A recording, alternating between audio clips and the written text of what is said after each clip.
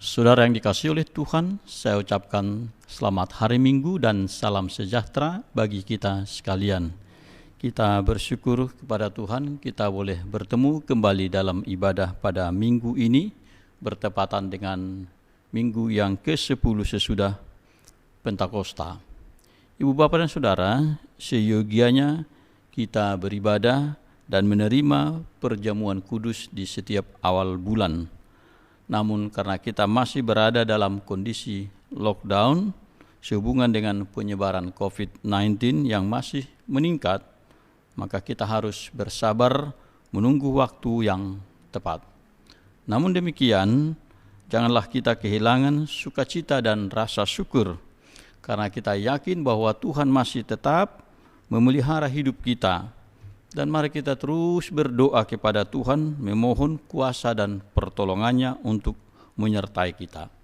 Dan kita yakin bahwa kuasa firman Tuhan senantiasa akan menjadi penopang bagi kita menjalani aktivitas hidup kita.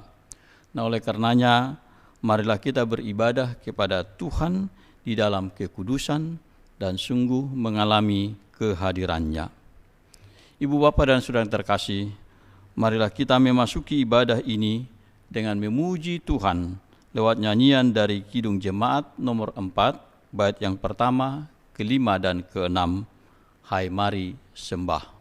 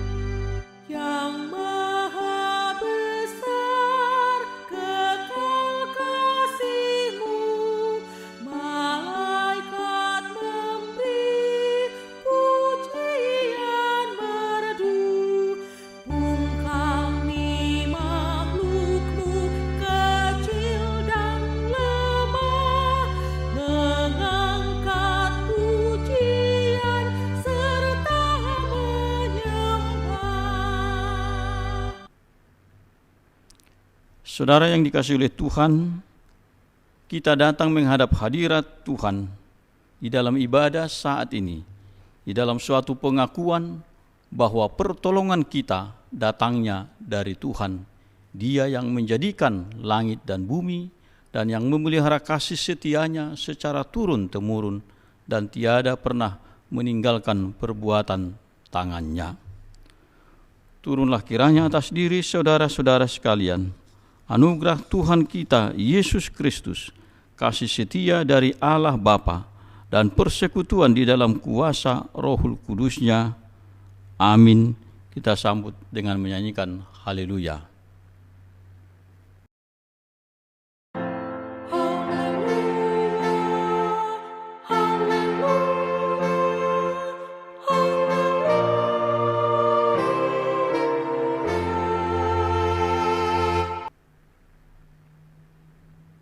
Marilah kita berdoa. Ya Allah Bapa kami yang di surga, kami datang ke hadapan hadirat-Mu dalam ucapan syukur atas penyertaan-Mu bagi kami. Engkau Allah yang setia, yang tetap menuntun hidup kami melewati seluruh aktivitas yang kami jalani, baik dalam pekerjaan, dalam interaksi, dalam hidup keluarga, dan dalam tugas serta tanggung jawab yang Engkau percayakan bagi kami.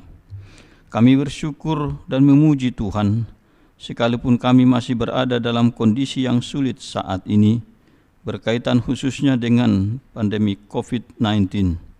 Dan sekalipun di antara kami maupun keluarga kami ada yang mengalami pergumulan, baik oleh kondisi fisik dan kesehatan maupun dalam pekerjaan, tetapi kami akan tetap bersyukur kepada Tuhan dan memuji Engkau. Kami yakin bahwa Tuhan akan tetap menopang dan tidak pernah meninggalkan kami. Ya Tuhan, kami sadari bahwa kami ini terbatas untuk mengungkapkan rasa syukur kami, tetapi kiranya Engkau pakailah seluruh kehidupan kami menjadi hidup yang bersyukur kepadamu. Inilah doa syukur kami yang kami ungkapkan kepadamu dalam nama Tuhan Yesus Kristus, Tuhan dan Juru Selamat kami. Amin.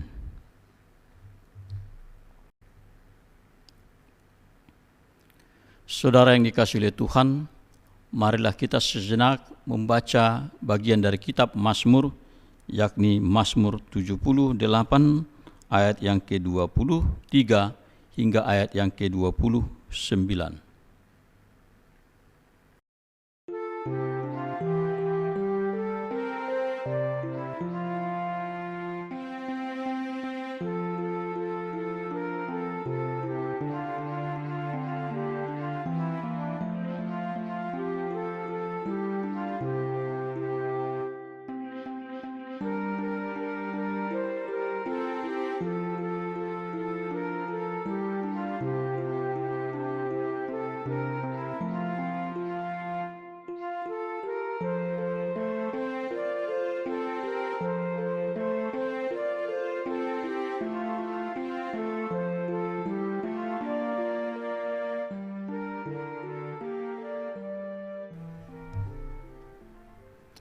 Ibu Bapa yang dikasihi oleh Tuhan, sejenak kita akan membaca bagian dari firman Tuhan sebagai pembacaan Alkitab pada minggu ini, yakni yang tertulis dalam pembacaan pertama 2 Samuel pasal 11 ayat 26 dan 27, dan dilanjutkan dengan pasal 12 ayat yang pertama hingga ayat yang ke-13a. Dan pembacaan kedua tertulis dalam kitab Efesus pasal 4 ayat 1 hingga ayat yang ke-16.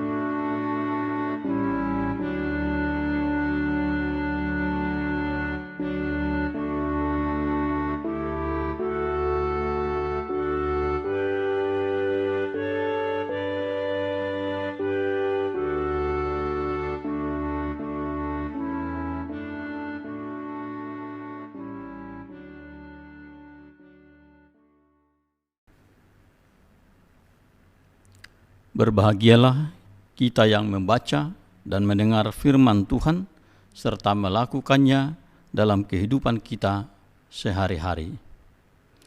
Saudara yang dikasihi oleh Tuhan, untuk menyambut pemberitaan firman Tuhan, marilah kita mempersiapkan hati kita dengan memuji Tuhan dari Kidung Jemaat nomor 387, bait yang pertama dan kedua, ku heran Allah mau memberi.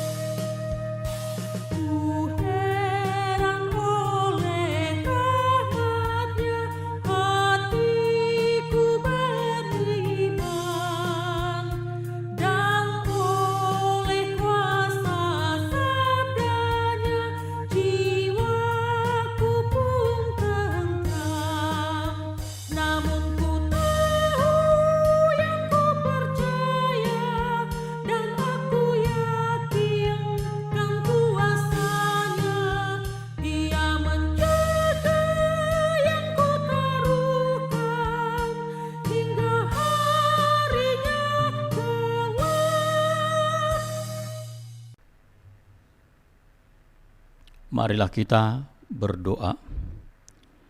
Damai sejahtera Allah yang melampaui segala akal, kiranya memelihara hati dan pikiran kita semua dalam Kristus Yesus Tuhan kita.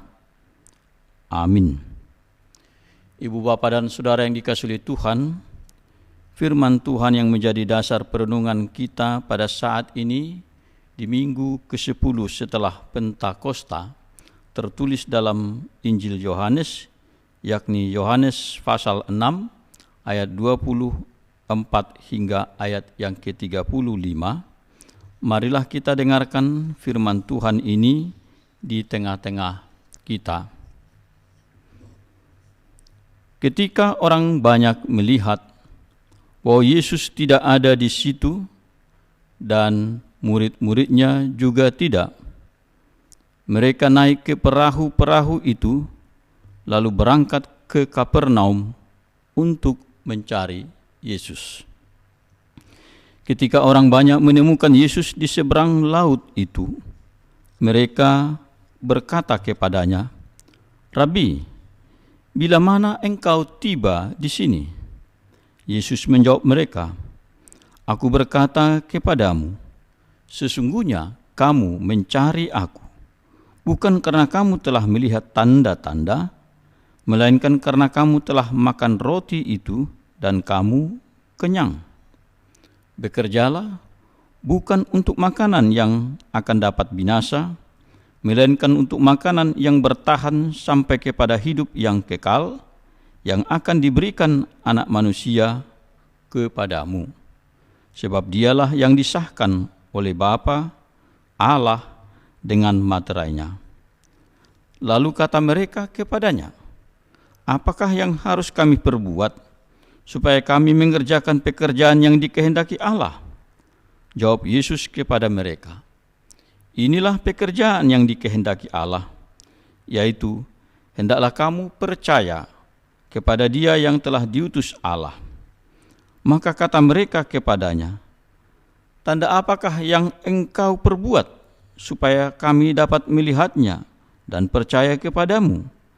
Pekerjaan apakah yang engkau lakukan?"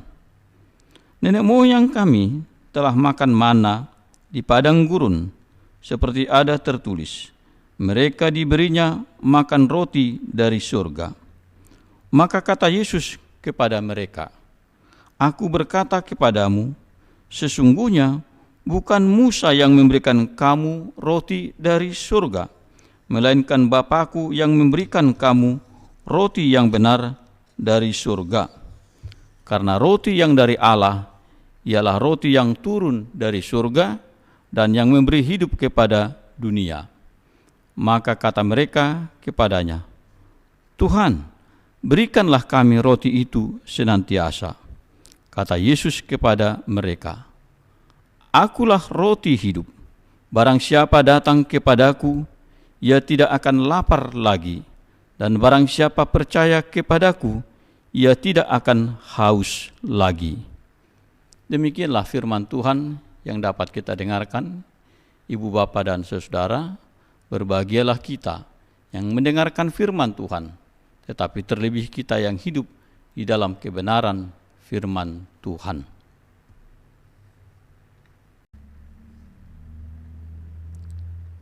Saudara yang dikasihi oleh Tuhan, kita tahu bahwa setiap orang yang beragama mengakui bahwa Tuhan itu adalah wujud atau eksistensi yang tidak dapat dilihat dengan mata fisik, namun diyakini memiliki kuasa, memiliki kekuatan atas kehidupannya.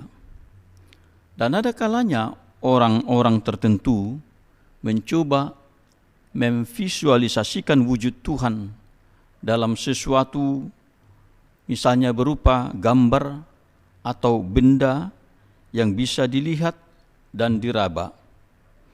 Maka tak heran sejumlah agama tertentu membuat patung untuk dewa atau Tuhan yang mereka sembah, membuat gambar yang melaluinya penghayatan mereka dirasa lebih dekat untuk mengalami kehadiran dan pengaruhnya.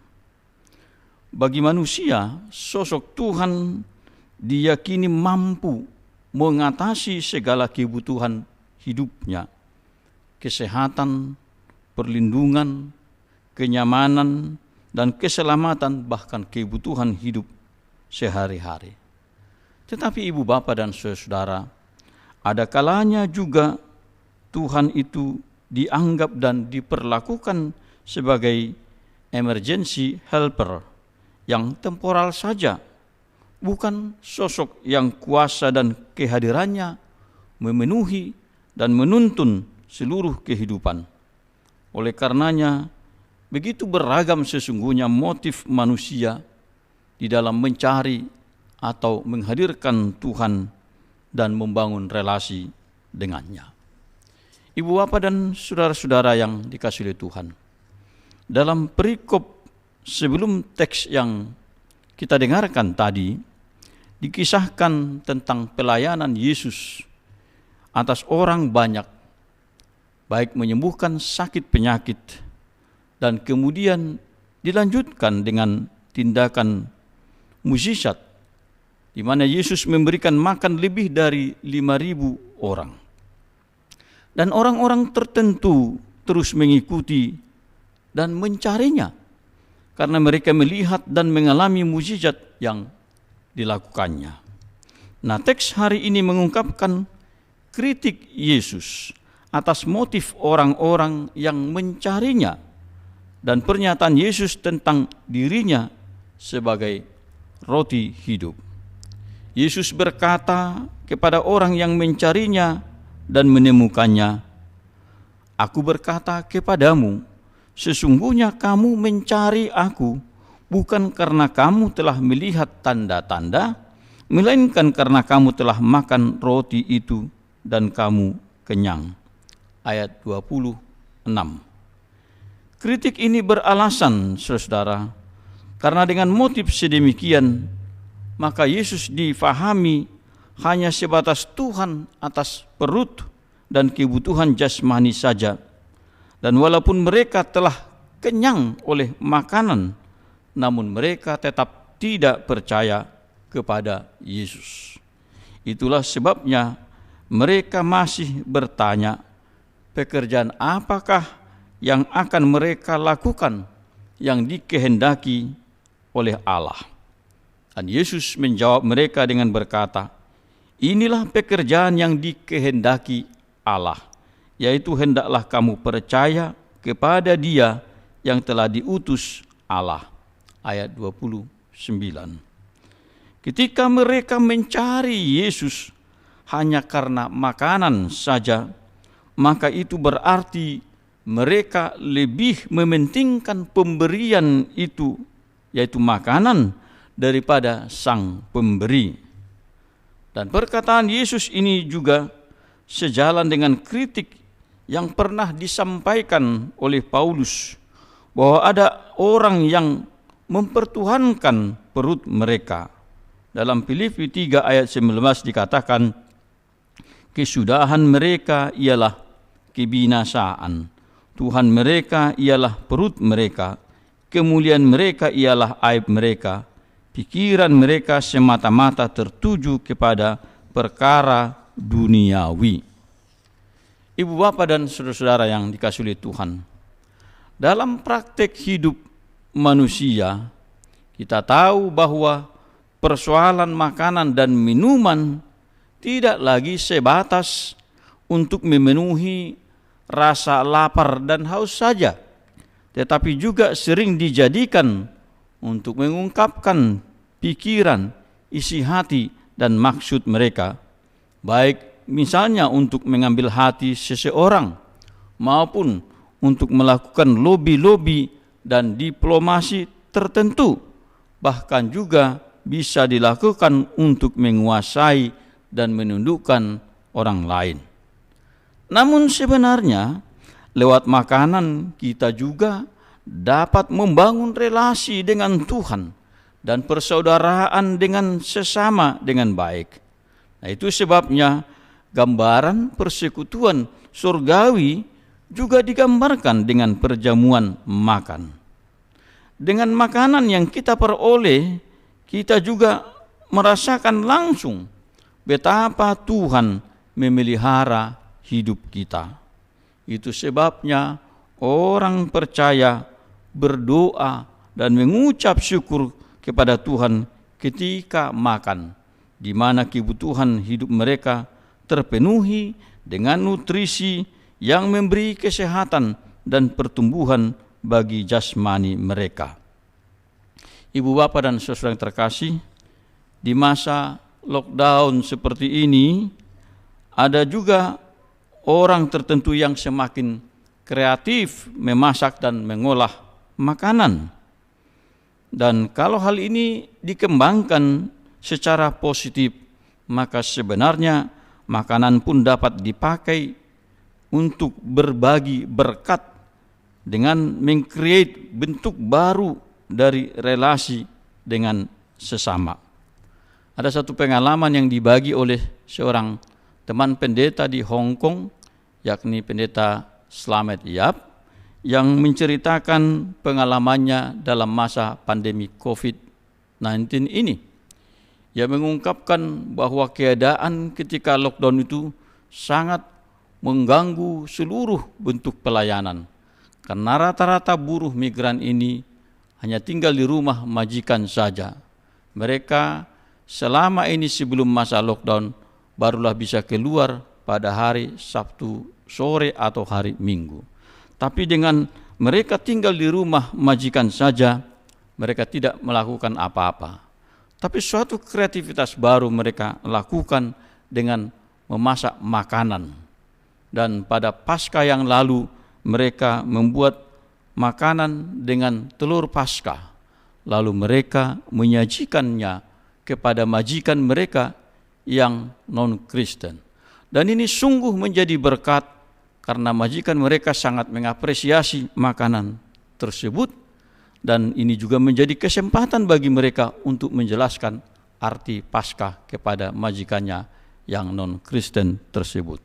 Ibu bapak dan saudara, makanan bisa dijadikan juga menjadi berkat bagi sesama. Ibu Bapa dan Saudara yang terkasih, Yesus mengingatkan agar orientasi hidup tidak diarahkan kepada makanan, melainkan kepada Tuhan sendiri.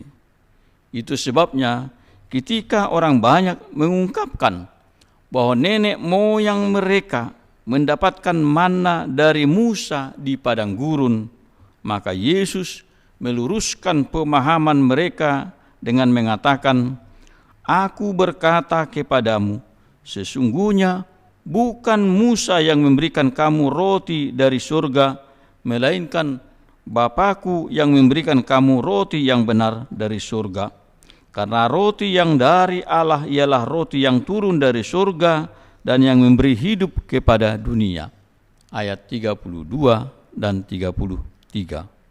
Pemahaman seperti itu sering terdapat dalam diri banyak orang, yakni melupakan Tuhan sebagai sumber pemelihara hidup.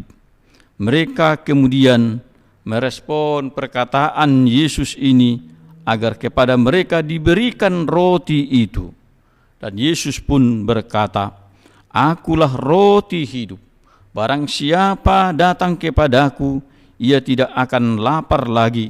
Dan barang siapa percaya kepadaku, ia tidak akan haus lagi." Ayat 35. Ibu Bapa dan Saudara yang dikasihi oleh Tuhan, perkataan Yesus yang mengatakan, "Bekerjalah bukan untuk makanan yang akan dapat binasa, melainkan untuk makanan yang bertahan sampai kepada hidup yang kekal," pada ayat 27, sesungguhnya adalah kritik atas orientasi hidup manusia. Yesus pastilah tahu bahwa makanan adalah kebutuhan primer bagi manusia, tetapi ia ingin mengajarkan tentang kehidupan yang seutuhnya, yang tidak hanya sebatas hidup jasmani saja. Di dalam hidup perlu ada keseimbangan untuk memenuhi kebutuhan hidup jasmani dan kebutuhan hidup rohani, kebutuhan hidup temporal, dan kehidupan untuk kebutuhan hidup yang kekal. Nah, lebih dalam Yesus mengkritisi upaya dan jerih lelah manusia yang bekerja dan berusaha dalam hidupnya untuk makanan yang dapat binasa, yakni hanya kebutuhan hidup temporal saja yang pada akhirnya akan habis dan lenyap. Ada banyak orang, ibu bapa dan saudara, yang berkompetisi, saling berebut, bahkan saling menyakiti dan menyingkirkan satu sama lain untuk mendapatkan kebutuhan jasmani, sesuatu yang pada akhirnya akan lenyap dan binasa juga.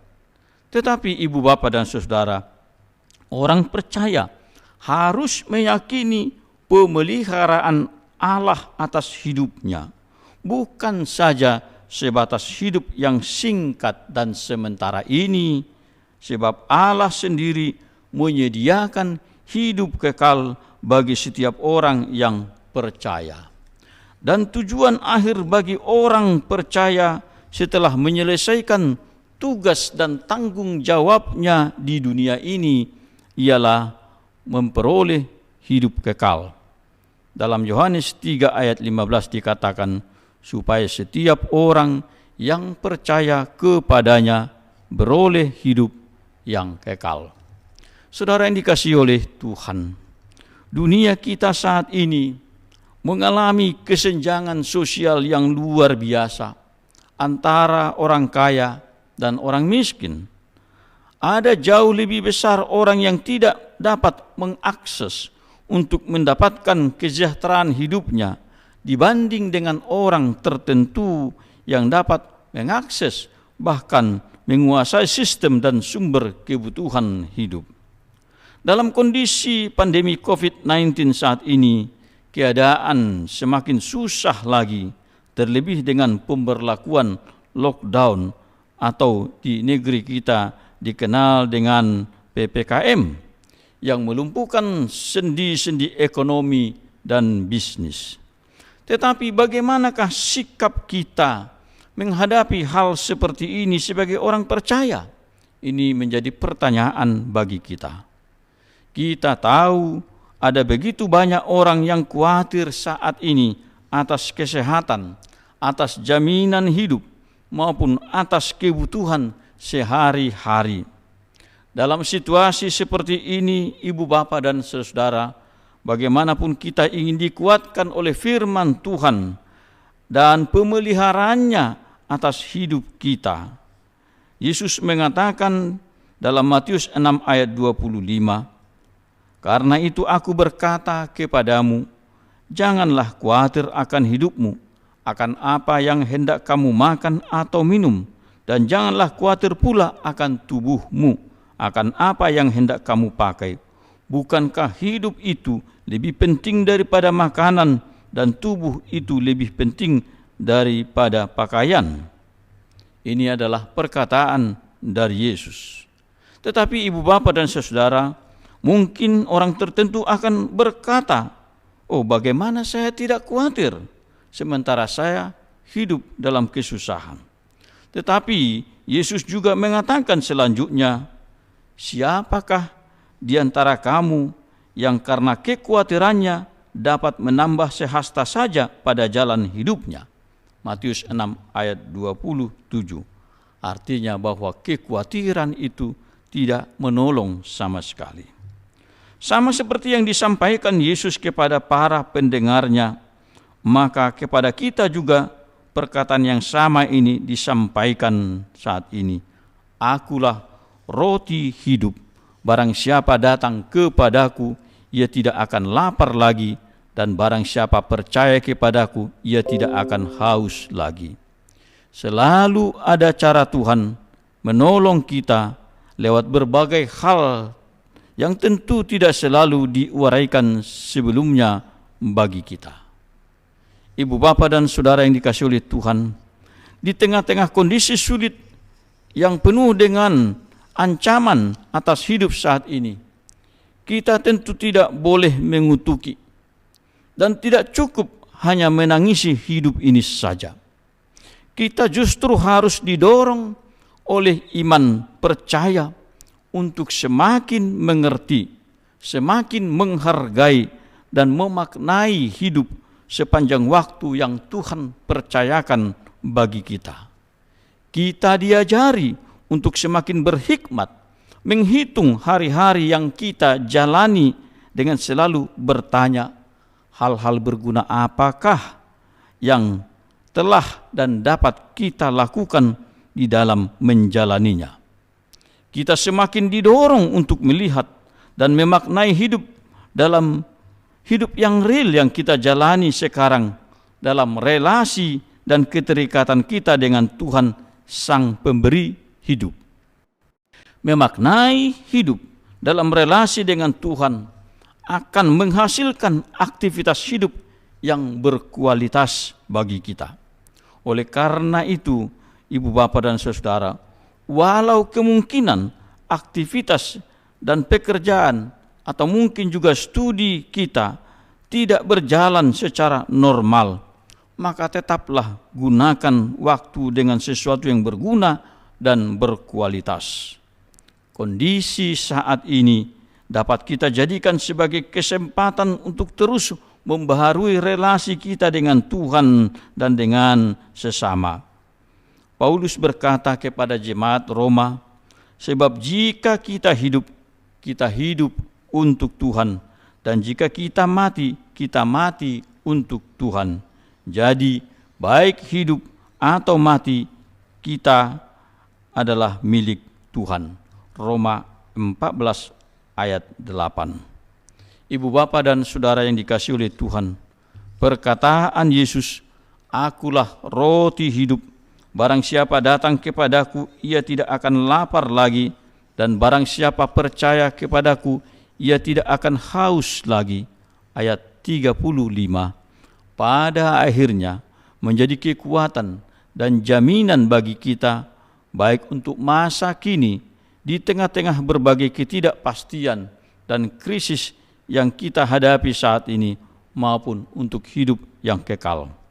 kita akan menjadi semakin optimis dan confident menjalani hidup walau banyak tantangan dan pergumulan, karena kita terhubung dengan Tuhan yang memberi jaminan dan hingga saat ini Dia memelihara hidup kita. Hanya dengan sikap yang optimis dan mengandalkan Tuhanlah, maka kita akan dimampukan menjalani hidup ini dalam pemeliharaannya. Amin. Kita berdoa. Ya Allah Bapa kami yang di surga, kami telah mendengarkan bagian dari firman-Mu, dan kami ingin menyerahkan sepenuhnya kembali kepada otoritas Tuhan yang memberi kami pengertian, yang menguatkan iman percaya kami, dan yang memberi kami arah menjalani hidup yang penuh pergumulan dan banyak ketidakpastian saat ini. Kami yakin sungguh dan percaya sepenuhnya bahwa hidup kami ada dalam pemeliharaan Tuhan. Oleh karenanya, biarlah kuasa firman-Mu akan terus bekerja dan memberi kami arah dalam kehidupan kami. Kami berdoa juga ya Tuhan untuk kondisi kami saat ini, untuk kondisi keluarga kami, untuk kondisi bangsa dan negara kami. Ya Tuhan, Engkaulah kiranya di dalam kuasa-Mu yang memberikan solusi bagi pergumulan dunia, dan secara khusus bahwa tempat dan negara di mana kami hidup, state di mana kami berada saat ini, penyebaran COVID-19 semakin meningkat juga akhir-akhir ini. Ada semakin banyak orang yang terinfeksi COVID-19. Kasihanilah kami ya Tuhan, kasihanilah mereka yang sakit, sembuhkan ya Tuhan. Dan biarlah kiranya juga Engkau memberikan kepada pemerintah yang menetapkan segala kebijakan, agar Engkau memberi hikmat dan juga kemampuan bagi mereka untuk dapat memberikan solusi, menata kehidupan kami di tengah-tengah kesulitan ini. Engkau juga memberi hikmat kepada mereka untuk menata kondisi ekonomi dan dunia usaha, agar kehidupan warga dapat berjalan dan dapat memenuhi kebutuhan hidup sehari-hari. Ya Bapa dalam surga, kami berdoa juga untuk proses vaksinasi yang masih berlangsung. Biarlah kiranya Tuhan yang semakin memberkati proses vaksinasi ini, sehingga setiap orang dapat dengan segera mendapatkannya, dan dengan itu akan memberi daya tahan juga dan kemungkinan yang lebih baik mereka tidak akan tertular atau terinfeksi virus ini. Dan berikan juga kemauan bagi setiap orang menghalaukan rasa takut untuk menerima vaksinasi ini. Ya Bapa dalam surga, kami ingin berdoa secara khusus juga untuk keluarga besar kami, keluarga besar Jemaat-Mu di GKIA yang ada di New South Wales, yang ada di Sydney ini. Berkati lindungilah kami semua ya Tuhan, jauhkan dari sakit penyakit. Kami juga ingin berdoa untuk keluarga besar kami di tempat lain, dimanapun berada, dan secara khusus yang ada di Indonesia. Dalam kondisi saat ini juga ada banyak kekhawatiran, ada persoalan yang lebih besar lagi di negeri kami, khususnya di tengah-tengah pandemi COVID-19 ini. Berilah ya Tuhan hikmat kepada pemerintah juga, kesadaran penuh bagi setiap warga untuk bersama-sama kooperatif dengan pemerintah untuk menghalaukan penyebaran COVID-19 ini. Bapa dalam surga, kami berdoa untuk jemaat-Mu dari anak bayi, anak-anak yang bertumbuh, para teenager, pemuda, orang tua, dan bahkan para elderly. Engkau berkatilah ya Tuhan, beri pengharapan dan iman yang teguh. Kami juga ingin berdoa untuk rapat tahunan jemaat di gereja-Mu GKIA yang pada akhir-akhir ini akhirnya kami undur dan akan kami tetapkan lagi untuk waktu yang tepat. Kiranya Tuhan memberkati seluruh proses dan persiapan ini, agar pekerjaan dan pelayanan gerejamu tetap dapat berjalan dengan baik. Bapa dalam surga, kami doakan secara khusus mereka yang sakit. Kami doakan mereka yang bergumul oleh kedukaan. Kami doakan mereka yang dirawat dan membutuhkan pemulihan. Engkau sembuhkan, Engkau teguhkan iman percaya mereka kepadamu. Engkau berkati obat-obat yang dipakai. Ya Bapa dalam surga, ada banyak keinginan dan permintaan yang kami sampaikan, tetapi Tuhan lebih tahu apa yang menjadi kebutuhan kami. Kiranya kehendak-Mu lah yang jadi bagi kami. Dengarkanlah doa kami ini yang kami sampaikan dalam nama Tuhan Yesus, dan dengarkanlah juga kami pada saat kami masih berdoa kepadamu sebagaimana yang Engkau ajarkan kepada murid-murid-Mu. Bapa kami yang di surga, dikuduskanlah nama-Mu, datanglah kerajaan-Mu, jadilah kehendak-Mu di bumi seperti di surga. Berikanlah kami pada hari ini makanan kami yang secukupnya, dan ampunilah kami akan kesalahan kami, seperti kami juga mengampuni orang yang bersalah kepada kami. Dan janganlah membawa kami ke dalam pencobaan, tetapi lepaskanlah kami daripada yang jahat, karena Engkaulah yang punya kerajaan dan kuasa dan kemuliaan sampai selama-lamanya. Amin.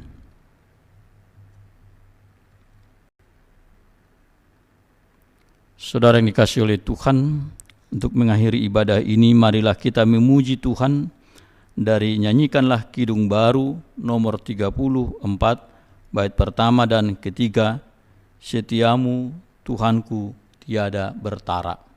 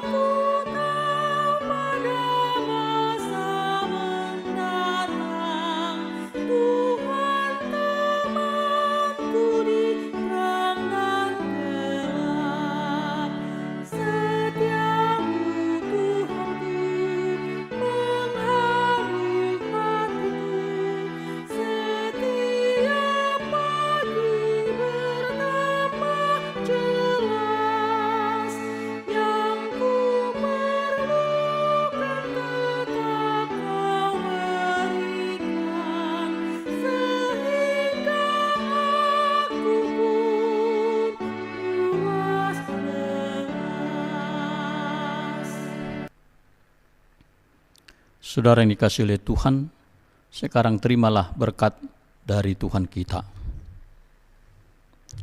Tuhan memberkati dan melindungi engkau.